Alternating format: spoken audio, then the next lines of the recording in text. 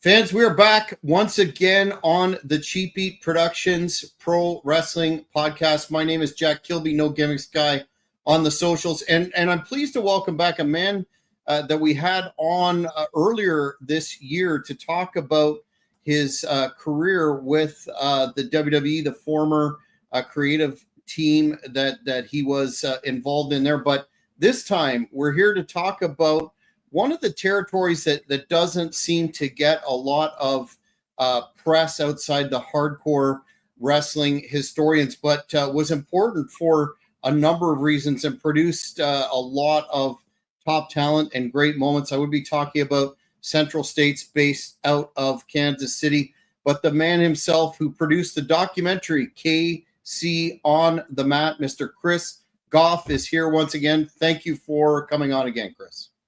No Gimmicks Guy, thanks for having me. I'm glad you got to watch it. It's funny, like we'll get into it, but I made that when I moved back to, after working for WWF and then getting unceremoniously fired by Stephanie McMahon. I came back and went back into what I went to college for, which was broadcast journalism. Started as a sort of freelance reporter for an all sports station here. And ended up going there for about 15 years. I worked there and ended up being a producer, anchor, all this. And that's what led to being able to do that documentary. Mm-hmm. Well, it certainly is a very, very complete and engaging documentary available on YouTube. And I'm assuming a few other platforms, but you kind of scooped what I wanted to ask you right off the hop, given the fact that we had this discussion about Stephanie McMahon and some of her management practices. We, of course, had the big non-surprise about 2 weeks ago at the WrestlePalooza pay-per-view, or PLE, or whatever they call it, on the ESPN app, where, of course, the surprise induction of Stephanie into the Hall of Fame was made. And a lot of fans have been talking about that since, where's Shane? I fall into the where's Shane camp. But what do you feel about Stephanie entering the Hall of Fame, their Hall of Fame at this point in time? I mean, it's several of my former coworkers sent me that immediately. Of course, we all sort of still keep in touch to a degree. It's she obviously is going to go in at some point. She's the biggest family ever in the history of wrestling at this point. So. Gosh, I mean, as much as what I can say about her as a boss or, someone that was in charge of creative for a short while I was there, she, it's a big name to put any McMahon in there. Shane, to me, as I would discuss with you before, Stephanie is the one that's closest to Vince as far as like personality wise, sort of ruthless, cutthroat. I have heard since she has children and she's mellowed and she's just a nice mommy now. I can't see her in that, I didn't see her in that world, but Shane was much more like, I guess his mother, super nice guy. I'm curious. I'm assuming at some point Shane will get put in there too, because he should get in there just as much as his sister, maybe more. But not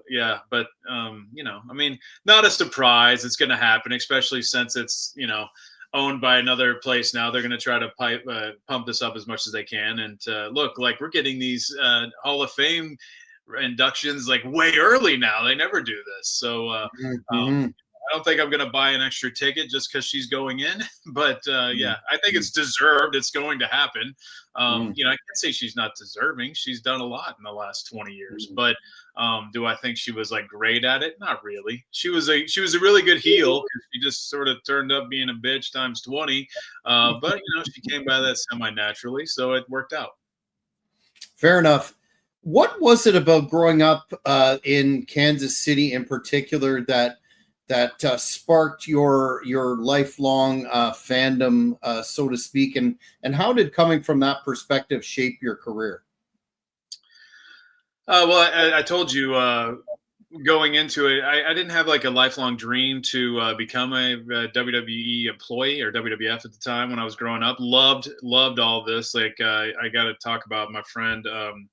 My friend just wrote a book on Gorilla Monsoon, Brian Solomon, and that's I loved Gorilla Monsoon growing up as a fan. So yeah, as I told you before, when I went there, I told them I was a fan, and they're like, "Hey, don't tell anybody that. Don't be. We don't want fans here." Which I get it. As you could go around and round. Is a fan good or bad to be in that?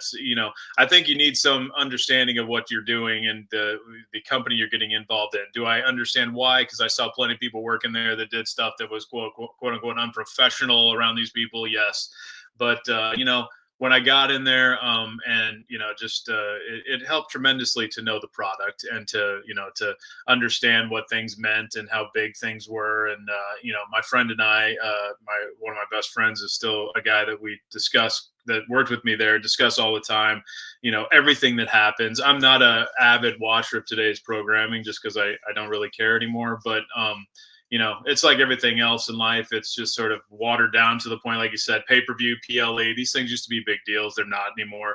The events, the big events are still big to a degree. I still want to see what happens at WrestleMania, but it sort of trickles off after that. Yeah, Rumble used to be cool.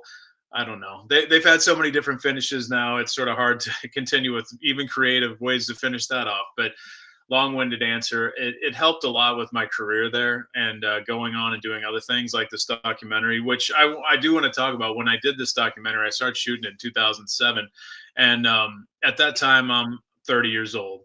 I had just gotten sort of the green light to be able to do these kinds of productions, and so I just remember my goal in doing this was, I'm not necessarily, I was still sort of like getting my feet wet in terms of like production and doing stuff in this TV world. And I had free reign to do this all on my own. And I did it completely myself, shot it, interviewed, all that stuff. But the thing about it was that I just knew we were going to lose them all. They're all going to die. They were all pretty old.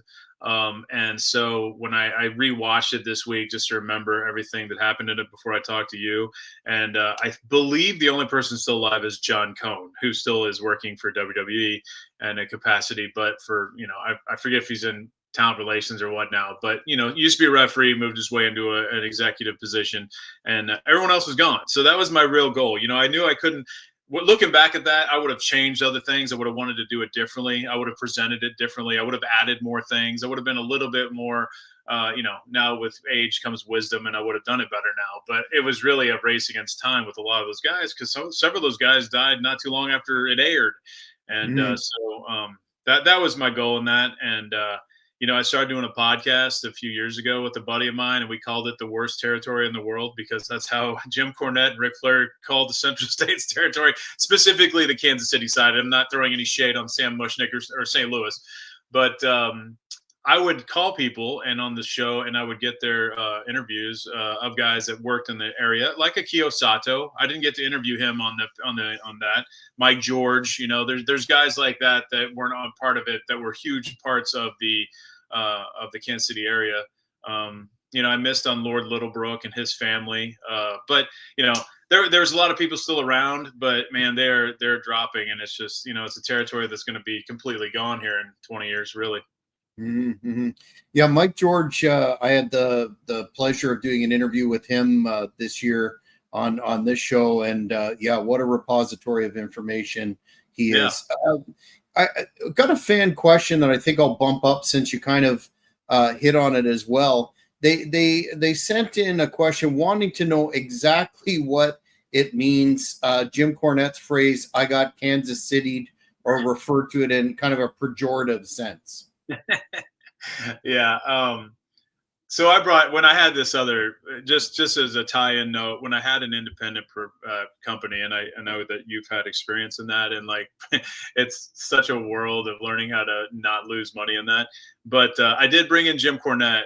This was when he was still doing events. I'm so happy that we were doing it before he just climbed into his hole and never does anything.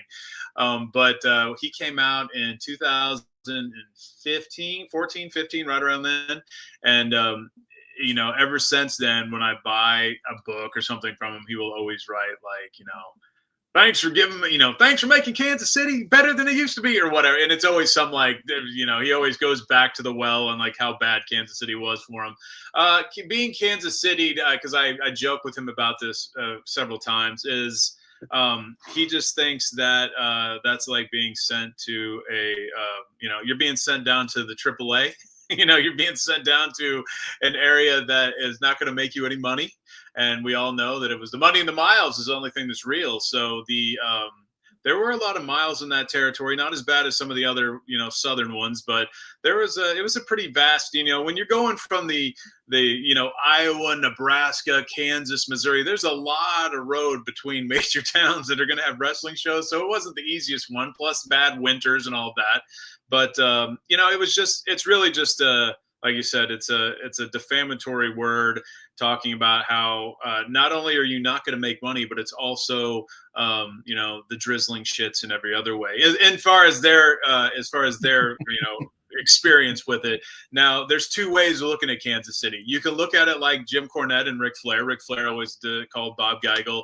Yeah, he always wore shower shoes. He's a joke. He wore jeans and he always punks Bob Geigel all the time. He does not like Bob Geigel at all. And none of them really, Jim Cornette hates Kansas City. I don't think he necessarily disliked Geigel, not nearly as much as Ric Flair. He just saw it as like it's not a lateral move, it's a down move. And I get it. When you were sent to Kansas City back in the day, it was a, hey, go get your feet wet, go get some reps, basically type of place. Those are the guys that went on to bigger fame, Shawn Michaels, Scott Hall, Jesse Ventura, these guys. But for like I was telling you before we got on here, the guys that made it their home base, whether it's Bulldog Bob Brown, Rufus R. Jones, Roger Kirby, Harley for a long time, Bob Geigel, they were superstars in Kansas City. They went on to have jobs after wrestling. They could get a job anywhere in the city because they were just looked at as gods here. And so, for the fans that were from the Central States area, it was tops, because that's all they knew, Mm-hmm, mm-hmm. Yeah, that makes sense. Your documentary covers, quite a swath of time, and correct me if I'm wrong if I get any of the dates wrong, but about the 30s to 88-ish. Mm-hmm. How did you decide on that time frame, and what was the biggest challenge piecing together the rare footage that you had, some of the pictures, etc., sourcing that material on Central States Wrestling when the monolith WWE owns so much of the archive? I saw someone. I was looking at some of the comments on the documentary, and couple of them mentioned like, "How are you able to show this footage? Because they own the NWA with the Central States. That's owned by Vince. All this, there's a lot of tapes out there that are sort of looked at as sort of the Wild West. It's a little like up in the air, like who owns some of this stuff. Because, for example, Larry Matisick, when he was still alive in St. Louis, he had tapes from television that were sort of like no one really knows who the owners are. So he was putting out DVDs, and I was like, how? And they have a television show out there that they were airing when Larry was still alive. I don't know if it's still on, and on the St. Louis side, sort of an indie fed out there run stuff. And they would have like, hey, here's a classic match, Bruiser Brody taking on Ric Flair in St. Louis in '74, whatever. And it was like, how do you air that? And he's like, and I asked Larry that, and Larry was like, well, there's a discrepancy of who actually owns some of this footage because of when it was shot, how it was shot, where it was shot, all these things. So, I mean, I'm not a lawyer enough to tell you what the difference is on it, but Kansas City was sort of like that as well. A lot of these tapes, sort of like if you look back, like AWA Classics on ESPN, correct? I would watch that, and I'm like, how are they still able to show that? Well, that's because AWA and and ESPN both had sort of a 50-50 stock in it, is what I understand. They both sort of owned it. So I guess you could say, well, he bought the AWA library, so he owns it. Well, that's true. He can use it if he wants, which he never will. But the ESPN has it in their archives too, because they have production rights. They own it too. So I think some of that happened in Kansas City too. Like so many territories that were, not super rich, or just in general, none of those they had 3/4-inch tapes that, preceded VHS and all the beta, reel to reel, 1-inch reels. I mean, these were all recorded over constantly because they were just bicycled from Kansas City to up to Townsend, Iowa, to Nebraska, all around the Midwest. They'd record over it after that because these tapes are freaking expensive. You're of my era where it's like you go buy VHS tapes back in the day; they were expensive as hell, And so imagine a 3/4-inch tape that's being bicycled around a hardcover case to all these towns. So it was worth a lot of money, and no one understood reruns at that point. So they copied over so much. And I did happen to know a guy named Chris Owens that had done some documentary work on some Central States guys, and he had some footage from these documentaries he did. I have Bob Geigel gave me a collection of like some tapes, but they're mostly like 86, 87, 88, like dying years.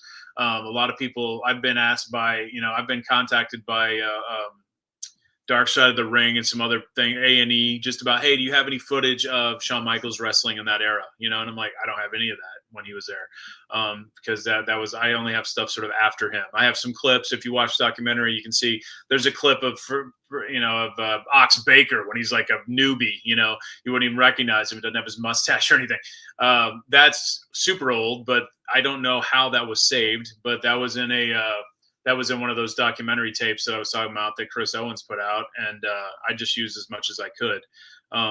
Orville Brown, who was technically the first champion of the NWA in 48-ish, his son, Richard Brown, was still alive. He's in the documentary. He was living in a sort of a senior retirement community when I interviewed him. He had, treasure trove of scrapbooks of his father and just every wrestling thing, because Richard was also a wrestler. So he had, he pulled out on his table just, now I wish I could have like gone back and gotten some of that stuff, that leather belt with Orville Brown's face on it that he had, that had the jewels on it. I showed that to Dr. Tom Pritchard, and he's like, what is that? He's a big belt mark, and he's like, what is that belt? I've never seen that belt before. And I'm like, yeah, it was super cool to hold that and to have all these, a lot of those shots that I have are just from scrapbooks from Richard Brown or Bob Geigel. Those are my two biggest assets in terms of getting stuff for this. Mm-hmm. How do you feel? Just a little bit of a dovetail on that.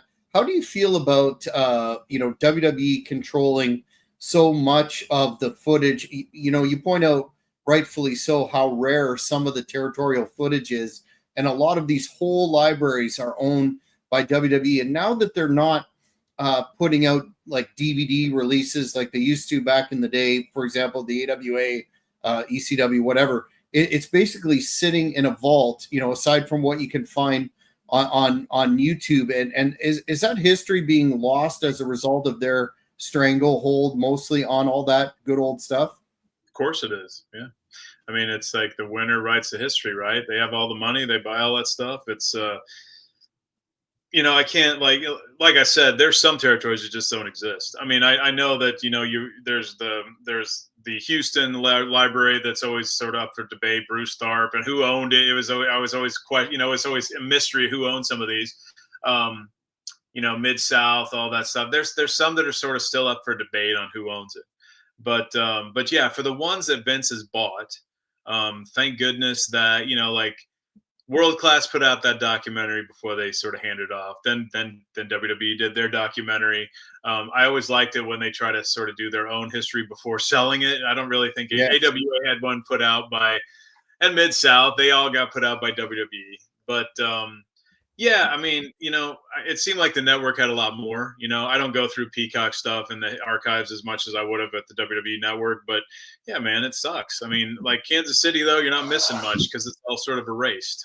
But for these other territories, yeah, it's going to be just squashed, and they're going to. I mean, I do think there was a time there was going to be a wrestling channel, and this could have been all something on there. And maybe one day when they, speaking of the vault, man, that was one of the coolest things I got to see when I was working for WWE. I walked into the WWE library, and this is before they acquired all these things.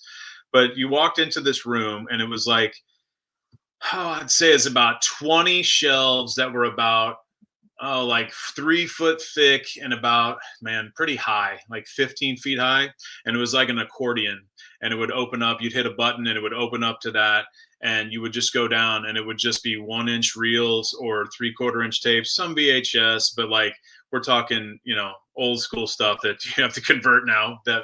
And they went into this like decades long thing after I left, that they were trying to digitize all that stuff. But it was super cool as a fan to walk in there, because at the time, before the internet really rose to what it is, and like they started putting out some more of this stuff, I was just cherry picking stuff and like dubbing it off to watch. There was an unfinished Ultimate Warrior DVD / VHS, whatever show they were putting out that I wanted to see when he sort of came back in '96. How they can wrap this up, and then the Bobby Heenan show, just some of these classic things that we found later or have been put out. But I'm a big tangible media guy, only because whoever owns it can control it, and so I hate watching the old pay-per-views on Peacock with the crappy music, but whatever. That's hopefully you still have a DVD player and you can watch the old stuff, or VHS. Yeah, it's certainly a controversial aspect, but WWE has never been accused of being particularly sentimental or appreciative of the history of the business. So maybe that's a different perspective, especially with the new TKO organization. You mentioned Orville Brown, the first, as you said, NWA champion, really a cornerstone of the doc. And my goodness, what a story he had. Is there anything from your research that documented his rise as both a wrestler and a promoter, which explains why for during his era, Kansas City became such a wrestling hotbed? Well, I mean, it was the NWA before that, and just when they were sort of forming this new league, it became, I just thought, they had so many people they could have picked from, and I just thought it was super cool that Orville Brown got the tap on that. When you hear Richard Brown talk about his dad and how long torso guy, sort of stubby legs, but was just a farm boy, sort of that country strong we talk about in the Midwest, where I think he could, you don't hear a lot of Orville Brown could walk into a bar and kick the crap out of everybody like you do Harley Race or Haku. But I think he had sort of that, and all those guys did back then. They were all shooters. They could all take care of themselves for various obvious reasons. But I just was fascinated that started here with him. And he, if you listen to the interviews, and of course I only have them to go on, but they were talking about how he would get some of these guys in positions where he could have made them tap and won the title before he was supposed to, but he would just let them beat him, like Jim Londos he was doing that with, and I'm like, wow, this is pretty cool that he could have, he was he could have pulled this off before he was supposed to. And tragically he got into a horrible car accident, basically gave him a little bit of brain damage. Took out his in-ring career, went into promoting, did that for a while, but he ended up sort of getting out of it after, I don't know, it seemed like about a decade maybe after that. But I just thought it was unbelievable how, they wanted to really build him up to have some big matches with Thez, going forward. And maybe Thez would have beat him, who knows what the cards are going to lie there. But Orville Brown, I'm sure, would have been a repeat champion at some point. And, like I said, for Midwest and the guy from small town Kansas, it was pretty cool that he was the first guy to sort of take that banner. Mm-hmm. The Heart of America sports attractions territory spanned Missouri, Kansas, Iowa, Nebraska. But what made Memorial Hall the mecca of that scene, and the rowdy crowds there, that the hot crowds, as we say in the modern era, that influenced the style of matches compared to other regions? Memorial Hall. I think everybody has a memorial building of some sort in their town that was built during or after World War II. It seemed like that's when they were all the rage. Um, Memorial Hall is in an area of Kansas City, Kansas, actually, that has sort of grown into like not the greatest area.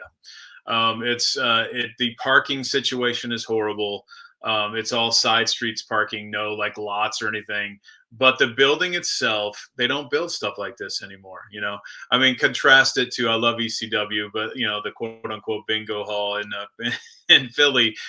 These buildings were brick and rock on the outside. You walk in, everything is marble, gold, like unbelievable ornate. It's just awesome. And you have the pillars on the outside, the Latin writing on the front. I mean, it's still like a castle now.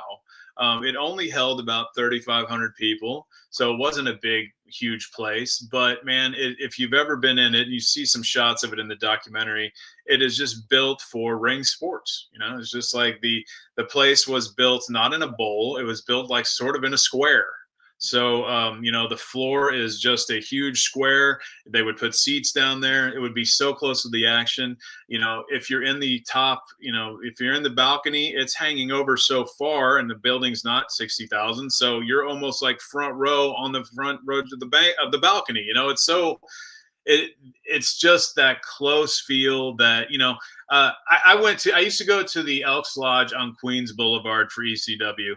And that obviously isn't the exact same as Memorial Hall, but it had sort of the same feeling if you remember seeing those television shows there, because everything's like straight up. It's like seats are right around the ring, the balcony's right there. It's like, the spotlight is right on where it's supposed to be. And that made that building just, I mean, everyone talks about Memorial Hall in Kansas City about just, man, it went on to it had a ton of musical, acts come through there, and it was a very viable place for many, many years.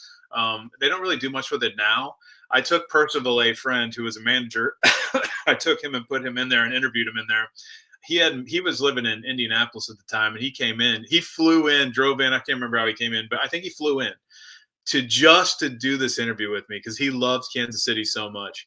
And I took him in there, man, and he had a tear in his eye when he went into Memorial Hall. And he was one of the first guys to pass away after that documentary, but he loved that building so much. And those guys had such a connection with that building. Geigel, they all talk about it with such reverence that it's like, it is like it's the Madison Square Garden of our area here.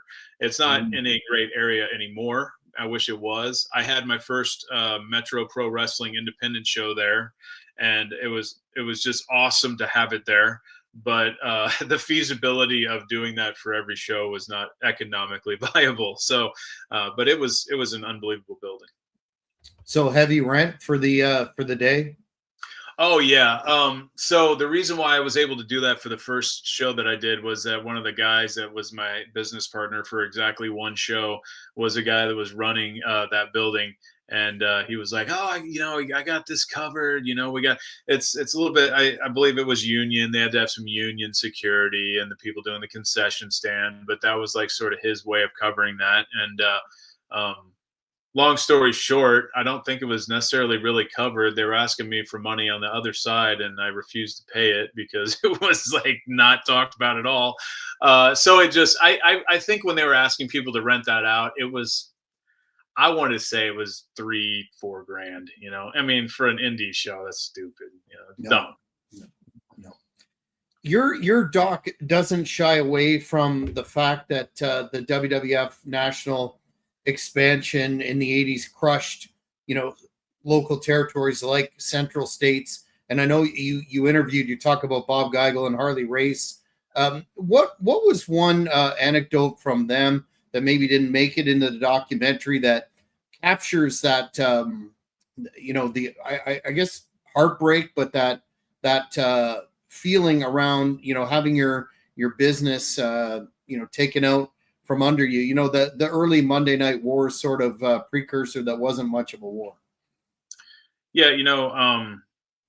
which is funny because we sort of saw when AEW popped up, he was like the WWE was getting a little pissed about poaching guys and all this stuff. So history does repeat itself sometimes. But I saw some people comment on how Roger Kirby makes it pretty Nature Boy Roger Kirby.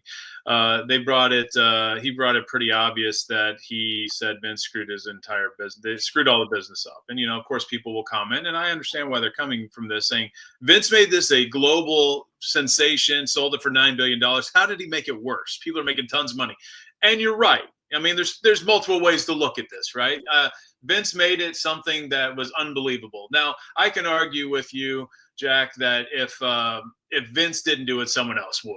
We had cable, we had the invention of and internet would have obviously screwed it all up. I mean, you had stuff that everyone could see. So it was going to be, the people that thought Bulldog Bob Brown and Rufus R. Jones were unbelievable athletes would then, like, at some point get to see people in other towns that might have put them to shame. Okay. So it would have ruined the mystique of what it was going to be anyway. So, I will defend Vince to that degree. But when Roger Kirby says he screwed up his business, he's probably taking it personally. He's talking personally. These guys had a viable career and a job, and this is what they did for 20 or 30 years, and this is how they paid their bills. So, yes, it screwed a lot of these guys. And I think Kirby was the most angry about it. He just upset. He went on to have a career with the Kansas City Star newspaper here, and he worked in the facilities there. So I mean, he had a good career, and I think he had a good retirement. But he was upset about that. Geigel had a little bit more of a. Geigel's just this is why Flair didn't like him. He was just super laid back Midwest guy. He didn't have to put on the damn horse and pony show that Ric Flair does every day of his life. You could argue, I'm not going to say Ric Flair doesn't have a great life, but you could argue that Bob Geigel had a good amount of money, had the same wife, kids love him, his own children love him. He had a much better life than Ric Flair, some could argue. Mm-hmm. So I just thought that, the territory in it itself was going to go down anyway, just the way it was happening. Harley talks about how he had multiple times to get out of it, and he finally got out when he went to go be the king in WWF. Bob Geigel was here he was going to be here till the dying days of it. It was called the WWA at the very end. Mike George was the champion. It was very short-lived. One of the best cards, if you ever go look at it, I think it was that WWA era where I believe this is the one that Cornette also complains about. It was like, it was snowed in at Memorial Hall, and it was like I believe it was the British Bulldogs taking on Midnight Express. Or the Rock and Roll Express. I can't remember who was babyface, who was heel in it, but I think it was the Midnight Express. And then you had guys coming over from Japan. I mean, it was an unbelievable card, and it ended up getting it was a horrible blizzard that night. And I think in Memorial Hall, there was just hundreds of people, not thousands. And I believe Cornette was there. And I think that was another reason why he was like, this town's the shits. But, I think it did ruin a lot of careers. I would say Geigel and Kirby had the most to say about it. Harley recouped some of his money by becoming a part of their team. But the other guys were just past their time of doing that, and they were going to ride it out. I think the guy I want to talk about the most today is Bob Geigel, just because I just think he was an unbelievable guy. I think if you knew Bob Geigel on a more personal level, you would see that he was he was a great business guy. He was just a salt of the earth, came from nothing, became what he did, and just didn't really care. He wasn't a carny in any way. He was a straight shooting guy, and just some people didn't like that. Do I think he was the greatest promoter in the world? Maybe not. I mean, I'm not going to argue that. But as far as a guy that worked for him, they all loved him, dude. And you can't say that about many promoters. Mm-hmm. Yeah, and that charisma, or whatever you want to call it, likability, certainly came across in the documentary. Another fan question that was sent speaking about Harley Race, just about the process of being courted, so to speak, by the WWF. He turned him down, and the fan wanted to know about the gun in the locker room story. Is urban legend, or was that factual? Like I never had Harley actually give me that story. I've talked to other people who have versions of that story. I mean, there are more versions of that story than Haku biting the guy's nose off in the bar and spitting it out and going to jail for a while. But the bottom line of that was, Hulk Hogan even had his version of that, where he was like, didn't Hulk say that? I think his version was that Harley was coming in to try to set the ring on fire or something, which made absolutely no sense. I don't know how. Yeah, he's just gonna walk in with a big lighter and light this sucker down. But I think my favorite story of Harley Race in that era was when he was in the bathroom with Vince McMahon in the dinner with their wives. And he basically point blank, Vince asked him to like do the, hey, will you come over right before Starrcade or whatever? And he said, Vince, I would, respectfully, I appreciate the offer, but I can't do this to my guys. Right. At that time, he eventually did, of course. But at that time he said no. So they go to the bathroom. Vince follows him, or I think Vince followed him if the story would make sense. And basically Vince like tried to double leg him. Then he got him in like a headlock and was basically, could have easily just taken him down and probably choked him out till he blacked out there. But, Vince was very pissed about that because he knew that was a major, that would have been a major blow to the NWA at that time. But yes, I mean, the story was that they were in town. I think it was at a municipal auditorium in Kansas City. It wasn't a Memorial Hall when WWE was in there, and that Harley walked in there, had a gun on him, because I think he always had a gun, to be fair. I think he always carried. I think all the boys carried back then, because you're walking down the street and you're a heel, you're gonna maybe get shot. Now Harley Race is probably gonna be pretty safe in Kansas City, but you never know. And then the story was that Hulk Hogan was just basically crapping his pants because he was worried that he knew Harley could beat the crap out of him. I mean, Harley is, as you know, he's in the top 5 all time guys you don't want to screw with in the history of wrestling, and that's a pretty damn good list. So, I think he was basically giving him a warning shot to get out of our territory, and of course he ended up joining him, which I can't blame. Some people sort of didn't like that he did that, but I mean, who could blame him? I mean, you're losing so much money in trying to hold on to, NWA at that point. It was the only thing he could do. Yeah, there's a lot of urban legends or stories or whatever about Harley Race. So and his animosity, those two being a couple with WWF. I always wondered why he was welcomed into the organization after a while, whereas Ole Anderson, never even tried or wouldn't have been, because they seem to be on the same sort of level in terms of. Or even more aggression on Harley's side than Anderson. Do you ever make that comparison? Well, I know why you would say that, because they're both definitely gruff, older white guys that look like they could take you out back and just beat the crap out of you.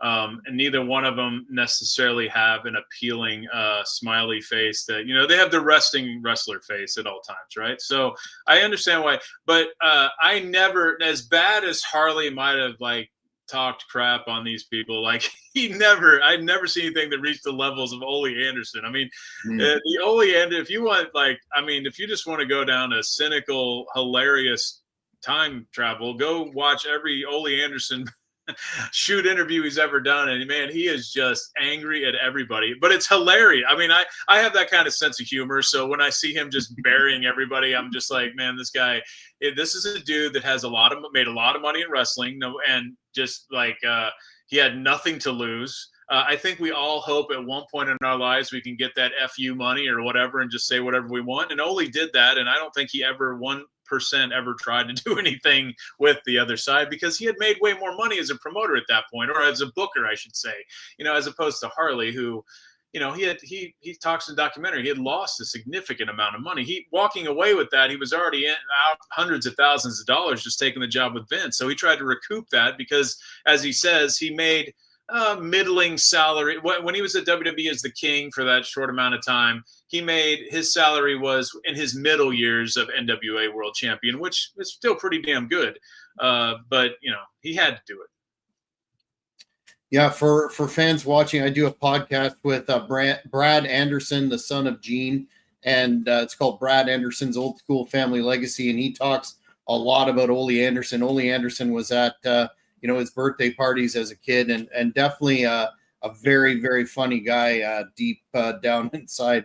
In terms of all these legends that you interviewed for the film, did you have a conversation that surprised you the most? And was there like an untold aspect of Central States wrestling that they revealed that didn't make the cut of the film? I know there's also fans check out, in addition to the documentary, there's extras on YouTube as well. So there's a lot of material, but was there something that was left out for one reason or another? Well, definitely not left out, because anything juicy I wanted to put in there as much as I can. Of course, I can sit here and listen to these guys tell stories about Andre the Giant and, Harley Race driving stories and all this stuff all day. There's not enough time in the world to have all those covered by different people. But so it's some of the extras. Yeah, I saw some dude put all the extras on there on YouTube, which are really just like chapters on the extras part of the DVD. So he put them all together back to back. So somebody posted like, I don't like this. It jumps around too much. I'm like, well, that's because they're freaking different characters. But what you see on the extras there is we had a showing of the documentary at Memorial Hall on the night it premiered. And one funny story.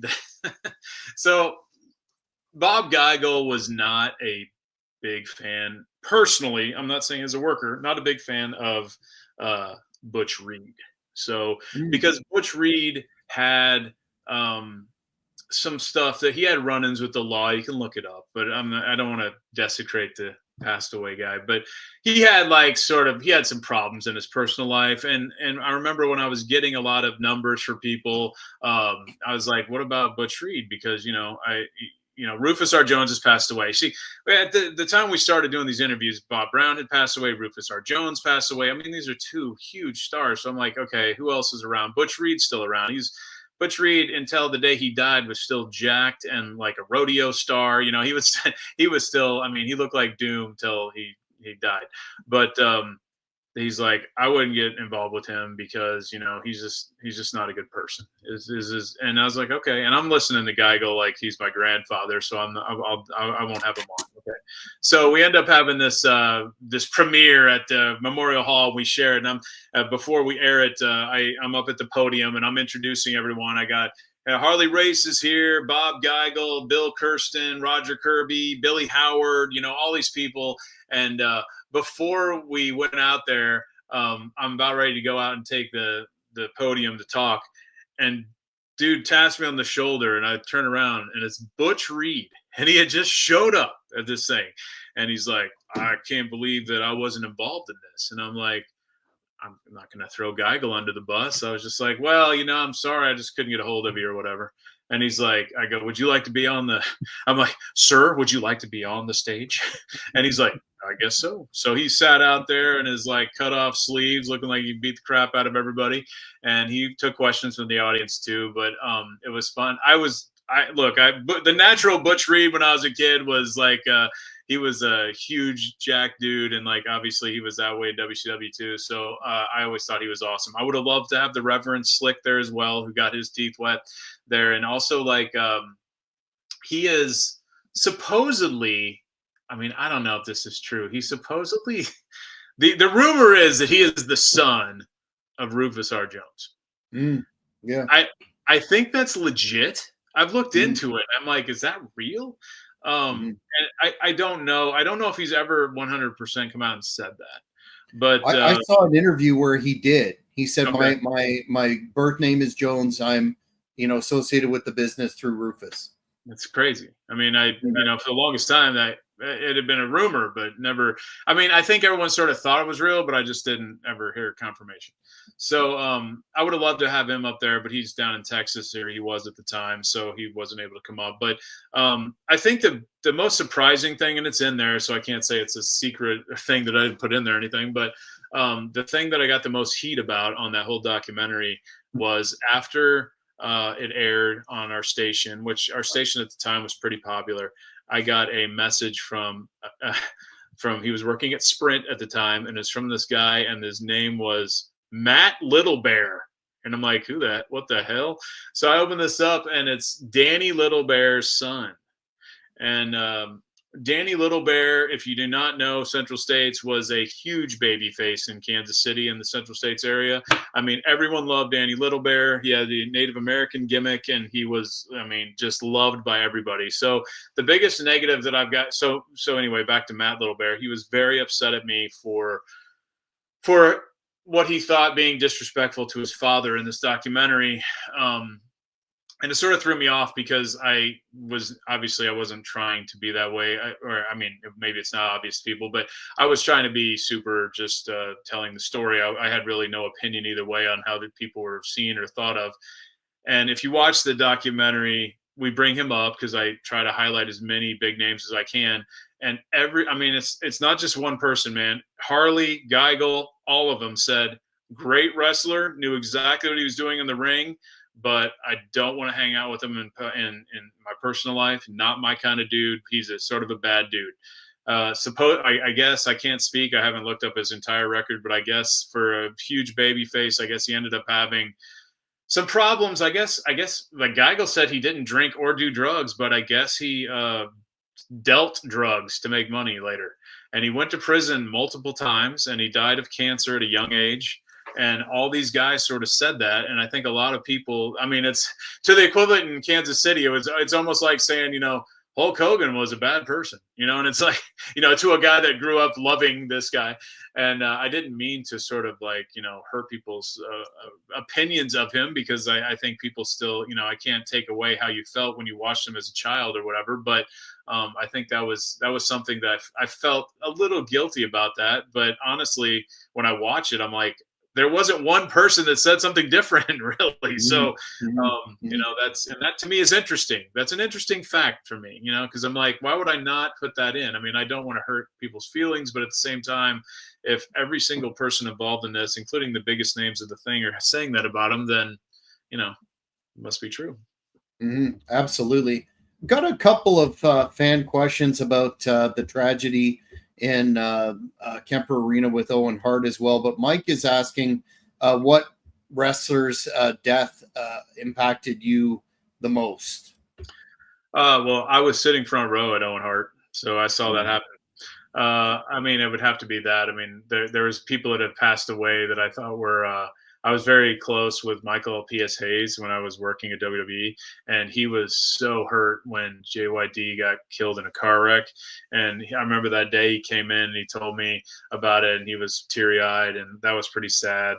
Also, obviously, really sad when Terry Gordy passed away as well. So I've sort of hurt after, people that you like see people pass away. I was also very close to Dr. Tom Pritchard. So, I mean, he's had multiple, he was best friends with Brad Armstrong. So that was really tough. And like, he loved Chris Candido, obviously tag members with him, but that was like his little brother, and that was horrible for him. But for me personally, I mean, obviously nothing's going to be worse than watching, Owen Hart fall to his death. And I saw the whole thing happen, man. I see it, it just recently was the 25th anniversary? I'm trying to, it's past 25 years now because it was 99. But I remember when the 25th anniversary, I do a sports segment here on radio here a couple times a week. And we discuss it every year around May when it happened on Over the Edge, ironically named enough. But I saw him fall. And so this is a time where I was getting awesome tickets because I was going full time to work up there. And so they were giving me tickets like right behind the announcers. And so I see him fall while the promo's being played on the screen because they were interviewing Godfather, I believe. I forget who it was. That was coming out. And he hits his elbow on the corner post, and he bounces over to the ring ropes, flips off the ring into the ring on his back. You see the elbow is like cut completely here. You see nothing but a bone and like a chunk out of his arm, but it's such in shock. There's nothing bleeding or anything. He's laying on his back. He does a couple sort of half crunch like maneuvers to sort of sit up, and then he just drops. Lawler dives in there. I mean, and then it was horrendous. I mean, and then I went backstage after that, and another guy, just ironically, not ironically, but involved in this, it has also passed away, that I thought was an awesome dude, and I was really good friends with, was Darren Drozdoff. He's back there bawling his ass off. We're talking, and he, just comforting each other, just talking about how horrific it was. And then not too much later, Darren Drozdoff gets accidentally, dropped on his head. And so, as I think I told you last time, when I was producing Bite This for WWF.com, I was like, Droz is just, I mean, WWE is paying for his awesome, like, I don't even know how it worked, but it was like this tank-like wheelchair that he could control until the day he died, and they paid for all of that till he was gone. And he passed away not too long ago, like, a handful of years ago now. And he was, dude, I've never met someone that went through such a horrific thing that had such a great attitude about it. He was married to the makeup gal that WWF had at the time. And of course, that fell apart because they were young, and you can't really blame her. I mean, she had her whole life ahead of her, and he was going to be relegated to a wheelchair the rest of his life. What a horrible situation the whole thing was. But that dude was, when he passed away, I called another guy that Dr. Tom was training with when I met him, and I called him just to talk to him about it. And it was pretty tragic. So those are probably the two. People that were there in the company or involved in one way or another talk about the decision to go on with the show. Where do you fall on that? Gosh, I mean, I've gone back and forth on that one.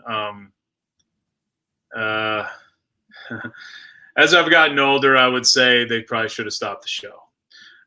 When I was there drinking the Kool-Aid with WWF and arguing to my friends and adult family members that, no, having Mae Young birth a hand is totally fine. You guys are just prudes, at the time, I was like, why? It's never happened before. We should keep going. Like, why would we stop the show? Because at the time, technically speaking, at that point, you did not know if he was going to make it or not. There wasn't, like, he wasn't exactly DOA yet.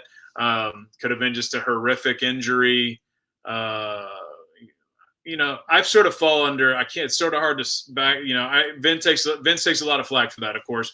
I don't like to do Monday morning quarterback on that because I don't think people that look at that for decades and say, well, that was just horrible, that was stupid, never had happened in the history of wrestling, for at least for 30 years before that, maybe. I don't know, DiBiase in the ring. I don't know when the last time someone just died in the ring at a major show, but who's going to make that call? I don't think there's a right call either way. I guess you could have just stopped it, and I guess that's the easiest call, I guess, for people to say, because it seems the most humane. But Vince isn't the most humane person. He's a business guy, and he's thinking, I have 20,000 people here plus 1 million people on pay-per-view that's paying for this, so the show must go on. So I don't know, man. That is a tough one. I don't think there's a clear-cut answer. I think people that just said they should have stopped the show, I don't think you understand the ramifications of that, really, technically. Yeah, catch 22 either way. In 2010, you founded Metro Pro Wrestling to revive that Kansas City spirit and vibe. What was your inspiration for starting the promotion yourself? And in terms of the problematic history that preceded your promotion with indies in the area, what did you have a business plan that you were confident in that would make this a big success, or how did that all? What was your thought process there? Yeah, I had no expectations that it was going to be a big success at all. I went into it because it really stemmed from the documentary. Documentary got really good feedback. My boss came up to me after that aired, and he's like, "Do you think we could do this again?" And I'm like, "What do you mean, do like another documentary on this or something?" He's like, "No, just wrestling, And I said, "You mean like have a wrestling show that's in Kansas City?" Yeah. I'm like, "Well, sure." I mean, so I talked to a couple guys that had done some indie stuff before. And again, this is all driven from the documentary. Long story short, Time Warner Cable owned us at the time, and they were not going to put their own promotion at, because a lot of liability, as you know, so they're not going to do it, but they were going to let me shoot a wrestling show and use cameramen from my work, use time on my clock to edit the show. And I would be calling it with another guy and just doing it all in house, editing afterwards, like 4 shows after every, we'd take 4 shows of every taping. And I just went into it thinking like, I just want to be like this is some fun content to do. I had never wanted to be a wrestling promoter, but at the time, I sort of, I guess, like I said, hey, I'll do this, but I want to be basically writer, booker boy, because I've actually done it at a higher level. And, and I'm going to be editor of all this, but we can work together on it, but I'm going to be final say.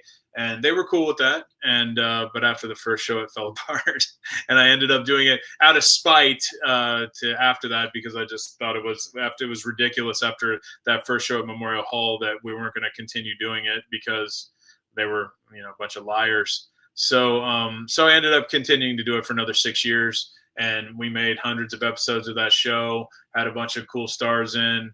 I don't know about you. Do you still do any work on indies or anything? Do you own one or anything?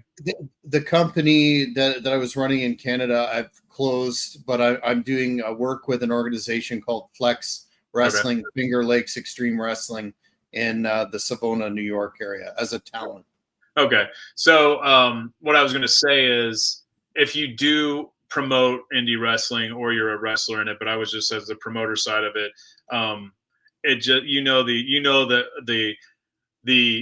the highs of after the show's over, the adrenaline. It was a great show. I want to do this forever. It's great. And then the got to work with egos, got to work with the money, got to work with all these other problems for the next 30 days. Then I'm never doing this again. I hate this. This is the stupidest crap ever. And then the show's here and it's an awesome show and I'm doing this forever. It's that dude is that. So it was very hard for me to get out of the indie scene, because I was like, I love this too much to get out of it. But man, it was like taking a toll. I have kids and a wife, and I was like, this is not enough money in this after a while. Passion projects only last for a little while. And then after a while, like reality kicks in. So I did it for 6 years. I got involved in another company that I was just an employee at. So that was awesome, but I didn't have to worry about being sole promoter boy. But running an indie 15 years ago was way different than now even. So like, to be honest, and this is not a knock on, I'm not trying to be mean here, but I saw 15 years ago, I was like, I am getting the final shreds of guys that were big stars in the 90s and 2000s and stuff, and looking towards the future, the average size of guys, the how they were sort of more weekend warriors, than you can't really do this for a full-time job. I'm like, I didn't think the future looked that bright, especially since WWE and everybody was signing him so young and just cherry picking everyone really good. So it's like, what are you going to be left with? And so I think I got it at the right time. Now, that notwithstanding, with AEW having its problems and at least drawing and others, and WWE / TKO eliminating house shows, rumors that they're going to be a Saudi Arabian entity in the next couple of years and out of North America for all intents and purposes. Do you think there's an opportunity for independence in not only in the Northeast here or wherever, but say in Kansas City? Is there an opportunity with that vacuum for a quality independent to really make a go of it, or is it just too difficult a business model?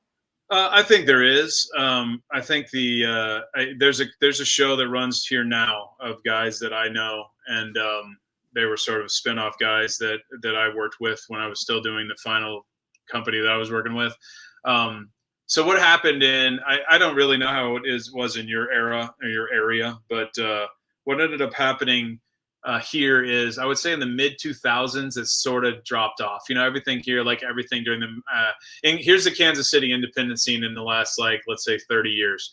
Okay. Wrestling gets super hot in 97, 98. If you had a independent wrestling show and it said live wrestling, those things are selling out like hotcakes. Everything was hot as fire. Greenhorns were, I have a friend that I always joke, like, he's like, well, I sold out this 2,000 seat arena. I had about 3 months of, of wrestling time at that point. I'm like, yeah, it didn't matter. You just 2 guys in a ring. It's going to, so it's on fire. Then that sort of decrescendoed, I'd say, after, like, I guess, sort of like the business itself during that. What do they call it? What is the era after Attitude that I was actually there for it? The Ruthless aggression. Ruthless aggression. Yeah, I mean that was not called that at the time. It's called that now. It's weird to hear, but whatever. So at that point, they ended up, everything went down after that. Mid 05, 06, 07, like indies were going down. And then when I took it over in 2010, it was building from scratch. I was like, oh, we got 100 people. That's awesome. Triple digits. And then you end up sort of waiting to. We grew it to, I think my biggest show might have been 600-700 people, which was great. It's great. But, I would just put money back into it.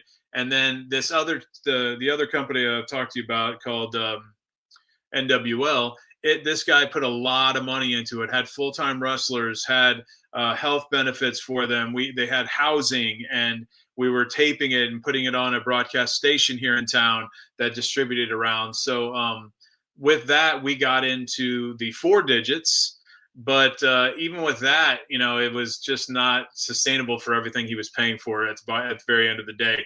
But after that, indies sort of took on the wake of that, and they would still draw pretty well. Even though the promoters weren't necessarily like experienced or anything, they could walk into. I always like get mad because I'm like, a promoter that walked into 2018 or 19 was automatically drawing like 350. And I'm like, this is not normal for a first time show, but you're getting like the remnants of what has been built here for 15 years, which is fine. Someone should do that. But so they just had a show last night. It's called Central States Wrestling, and they draw 300-400 people. And they do a good job with it. I mean, that's what an indie is now. I mean, I argue now, like, that's not a knock on Flex or any other wrestling promotion that you know of, but it's like, who's a big indie now? I mean, GCW, I guess, had its had a modicum of success there for a while where they were touring and stuff, but even that is nothing. I mean, it's nothing. There's not a viable, huge money business now. Can you have a good mom and pop indie? Sure. And I'm glad they still exist for people that want to keep doing this. But, I mean, there's no money in it, man. There's just no money in it. I mean, you know that, right? You're feeding the monster, if anything. You just keep it going by any money you make goes back into it. Mm-hmm. Absolutely. And Jim Cornette, talks about this at length in his podcast, that the territories provided a really good living for hundreds of people and wrestlers, and now it's pared down to a handful of super rich people and not much else. Yeah, I mean that is how it is, and that's, again, going back to Roger Kirby. That's what he's talking about. Like, a lot of people had careers doing this, and now it's the upper echelon guys, and like everyone else is just weekend worrying it. I mean, I'm sure you got some guys that wrestle in your indies that are sort of like. I mean, I know guys that try to make this their full-time gig, and I guess you could scrape by if you're doing like 4 or 5 shows a week somehow. But I mean, you're not getting really ahead in life. You're just not having to worry about going to work at Target overnight or something, But it's obviously it's all flipped and changed, but I don't necessarily know as much as Roger was mad at Vince. Like I said, that would have been done by somebody else. I mean, it was happening. Vince just got out a little bit ahead of him. Like Geigel said, he goes, I don't like to admit this, but Vince was just a little smarter than the rest of us. He just saw the tides changing ahead of time, and that's ultimately what took down Kansas City and everything else. In fact, Kansas City held on a lot longer than some of these other ones. Not that there was a lot to hold. I'm not bragging that they were printing money or anything, but Geigel wasn't going to just quit. He was going to do it till he couldn't do it anymore. Mm-hmm. I really appreciate you coming back on the show, Chris. Extremely interesting discussion as always. For those younger fans, if before we close out, if you could summarize in terms of the legacy, if you will, of Kansas City, boil that down to, delineate it to a bottom line, what would that be? And, we've heard about, some of the downfalls of the territory, but for the positives that Kansas City Central States left, what would that be as well? You know, as much as Kansas City's looked at as somewhat of a doormat territory because of just the amount of money they were paying, they weren't having like, this is a not predominantly the richest area in the world of Missouri, Kansas, Nebraska, Iowa. These are farm country, and especially at the time back then, this was not like you're not going to get a lot of metropolitan people paying a ton of money to do this stuff. So, but it was a great place for, like I said, there was two worlds. There was a great place for Jesse Ventura to come in, Shawn Michaels, obviously Marty Jannetty. They were here as a tag team before they went anywhere else.